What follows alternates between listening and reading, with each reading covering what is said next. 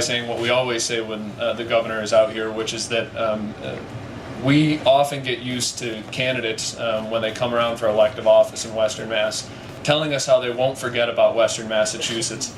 And then if you ask us, we might say that we have to raise our voices from time to time to remind them of those promises. That has never been the case when it comes to Governor Patrick.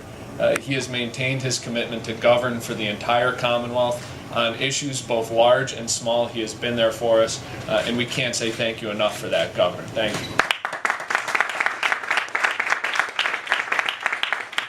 And the partnership with Secretary Sullivan on issues around clean energy, issues around energy efficiency, our state parks and state land, which we have a good deal of out here, has been a strong one. Thank you, Rick, for your partnership and for your service to Western Mass and to the entire state.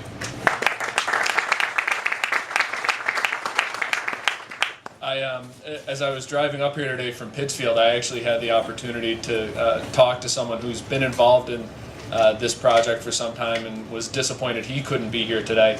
I talked to the former state representative, Dan Bosley, who sent along his well wishes to everyone, and we talked about this, and the two words that continued to come up when we thought about this project and about energy issues more broadly were opportunity and responsibility. And I think the governor hit on it well when he mentioned an issue that he talks about a lot, our generational responsibility.